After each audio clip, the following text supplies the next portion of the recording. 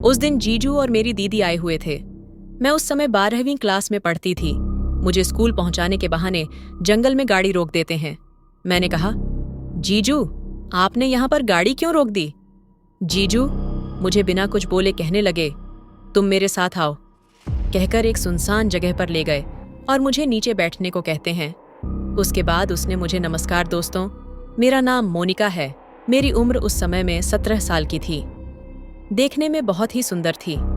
मेरी 5 फीट की हाइट और गोरा बदन और लंबे बाल इतनी खूबसूरत दिखती थी कि कोई भी लड़का मुझे मना नहीं कर पाता था। इसी वजह से मुझे कई लड़कों ने प्रपोज भी किया, लेकिन मैंने उनको इग्नोर किया। उस समय जब मैं 12वीं क्लास में पढ़ती थी, इस समय मेरी दीदी की शादी भी हो गई। दीदी की शादी बड़े धूमधाम से हुई थी। हमारे परिवार में हम 4 लोग रहते थे।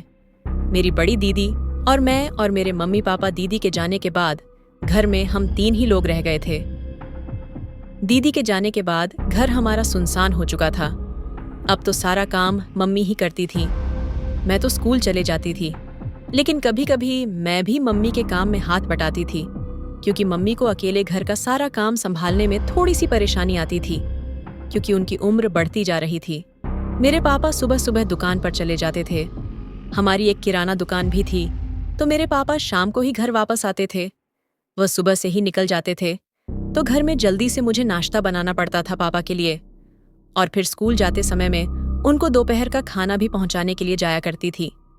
किराना दुकान स्कूल से जाने वाले रास्ते पर ही पड़ती थी, तो मुझे मम्मी हर रोज टिफिन पापा के लिए दे दिया करती थी। हालांकि मैं स्कूटी से जाती थी, तो मुझे ज्यादा टाइम नहीं लगता था। मेरे पापा बहुत अच्छे हैं, वो मेरा अच्छे से ख्याल रखते हैं। और दीदी के जाने के बाद तो अब मैं ही घर में अकेली रह गई थी। शादी के 10 दिन बाद जब मेरी दीदी और जीजू घर पर आए, उस समय मैं स्कूल में गई हुई थी। मुझे क्या पता था कि जीजू और दीदी घर पर आए हुए हैं। मैं तो अपने धुन में घर पर आई। अचानक जीजू को देखा तो मैं देखती ही रह गई। शादी वाले दिन तो जीजू को मैं अच्छी तरह से देख नहीं पाई, लेकिन उस दिन जब मैं जीजू को पहली बार देखी तो दिल में अलग ही हलचल होने लगी। जीजू इतने खूबसूरत होंगे, मैं यह कभी नहीं सोच पाई। पहली ही बार में उनके लिए मेरे दिल में एक प्यार जाग उठा। मैं जीजू को देखते ही रह गई। जीजू कहने लगे, अरे मोनी, आप आ गई स्कूल से, कैसी हो? कहकर मुझसे बातें करने लगे। मैंने भी कह दिया, जीजू मैं ठीक हूँ। जीजू कहने लगे, पढ़ाई कैसी चल रही है आपकी? मैंने कहा, जीजू सब ठीक ठाक है, कल हमारे एग्जाम है। इतना कहकर मैं ज्यादा बात नहीं कर पाई, क्योंकि मेरा मन बहुत घबरा रहा था। उनको देखकर मैं दीदी को अपने कमरे में ले गई और उनसे ही बातें करने लगी। शाम का समय हो चुका था, खाना पीना सबका हो चुका था। सब अपने अपने कमरे में चले गए। मैं तो परीक्षा की तैयारी के लिए अपने कमरे में पढ़ाई कर रही थी। तभी अचानक जीजू दरवाजे में आकर मुझे देखने लगे। अरे मोनी, इतनी रात गए, अभी तक पढ़ाई कर रही हो? मोनी, कल कर लेना पढ़ाई। मैंने कहा, नहीं जीजू, कल तो एग्जाम है, सुबह जल्दी जाना पड़ेगा, इसीलिए मैं अभी कर रही हूँ। उस समय रात के 11 बज चुके थे। मैंने सोचा कि जीजू बाहर खड़े हैं तो उनको अंदर बुला लूं, इसीलिए जीजू को कमरे के अंदर बुला लिया। उसके बाद जीजू और हम दोनों बातें करने लगे। तभी अचानक जीजू कहने लगे, अच्छा मोनी जी, मैं चलता हूँ, आप डिस्टर्ब हो रही होंगी पढ़ाई में। मैंने कहा, नहीं जीजू, ऐसी कोई बात नहीं, मैंने पढ़ाई कर ली है। उसके बाद मैं जीजू को अपने पास बैठा कर खूब सारी बातें करने लगे। बातों बातों में अचानक जीजू पूछने लगे, मोनी जी, क्या आपका कोई बीएफ है? मैंने उनको कहा, अभी तक तो मैंने नहीं सोचा इस बारे में। जीजू कहने लगे, तो मोनी जी, आप सोच क्या रही हो? एक बीएफ तो जिंदगी में होना चाहिए, जो जवानी का असली सुख दे सके। मैंने कहा, जीजू ढूंढ तो रही हूँ, लेकिन कोई मिल नहीं रहा। इसी पर मेरे जीजू कहने लगे, साली साहिबा, क्या मैं आपके लिए ठीक हूँ? मैंने जीजू की ओर देखते हुए कहा, पर जीजू, आप कैसे बन सकते हो मेरे बीएफ?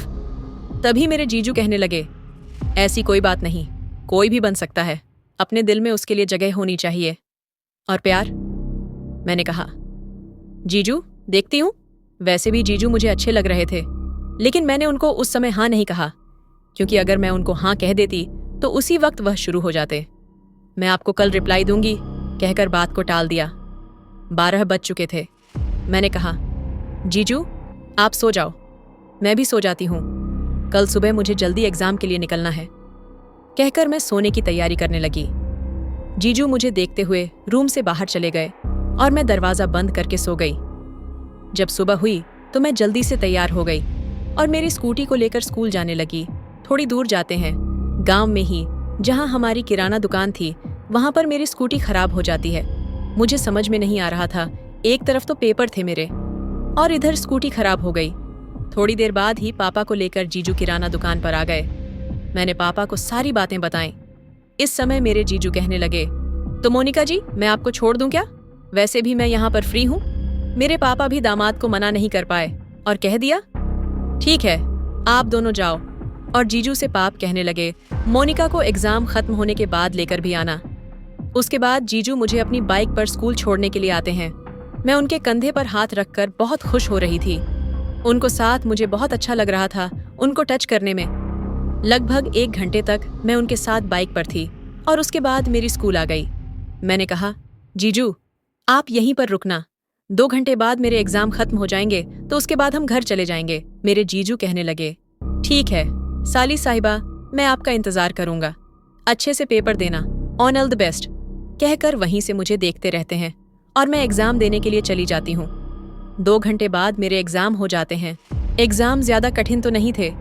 जीजू के पास गई तो कहने लगे, साली साहिबा कैसे गए एग्जाम? मैंने कहा, ठीक था। मैंने कहा, यदि आप नहीं होते तो मैं एग्जाम नहीं दे पाती। कहने लगे, ऐसी कोई बात नहीं है, मैं आपके लिए कुछ भी कर सकता हूँ। ये बात सुनकर मैं थोड़ी चौंक गई। सब कुछ कर सकता हूँ कह दिया मुझे, मतलब मेरे लिए कुछ भी कर सकता है। रास्ते में जंगल पड़ता है। जाते जाते जंगल में अचानक जीजू गाड़ी रोक देते हैं और मुझे कहने लगते हैं, चलो साली साहिबा मेरे साथ, मुझे कुछ काम है आपसे। कहकर बिना कुछ बोले मेरा हाथ पकड़कर ले जाते हैं और एक जगह, ऐसी सुनसान जगह पर ले जाते हैं। मैंने कहा, जीजू यहाँ क्या काम है आपको? तभी वह अपने मन की बात बताने लगता हूँ। कहने लगे मुझे, मैं आपसे बहुत प्यार करने लगा हूँ, मुझे आपकी यादें बहुत आती हैं। कल रात से मैं सोया नहीं, मेरे मन में अब तुम ही हो। इतना सुनते ही मेरी दिल उनकी बातों में आ गया और मैं तो पहले से ही उसको पसंद करती थी। अब तो जीजू ने भी हाँ कर दिया। मैंने भी उनको, ठीक है जीजू, मैं भी आपसे बहुत प्यार करती हूँ कहकर जीजू के दिल पर हाथ फेर दिया। अब तो हम दोनों खुश हो चुके थे और फिर जीजू को रहा नहीं गया। जीजू मुझे अपनी बाहों में भरकर मुझे प्यार करने लगे। उसके बाद जीजू तो मुझे अपनी पत्नी समझकर खूब प्यार जताने लगे। उसके बाद वहां पर हम 2 घंटे तक रुके रहे। 2 घंटे में जीजू ने मुझे ऐसा सुकून दिया कि उससे पहले मुझे ऐसा सुकून कभी नहीं मिला। मेरे पैरों में दर्द हो रहा था, पैदल चलकर चलने में मुझे दिक्कत आ रही थी। जीजू 6 फुट के थे, तो आप समझ सकते हो कि जीजू ने कैसा सुकून दिलाया होगा। मुझे बहुत अच्छा लगा। उसके बाद में किसी तरह धीरे धीरे से जीजू को भी बिना ना कुछ बोले गाड़ी के पास आ गई और फिर हम दोनों घर पर आ गए। तो दोस्तों, ये कहानी मेरी और जीजू की थी। आपको कैसी लगी? अगर अच्छी लगी तो प्लीज़ वीडियो को लाइक और हमारे चैनल को सब्सक्राइब कर दो। ऐसे ही कहानी सुनने के लिए फिर मिलते हैं अगली कहानी में।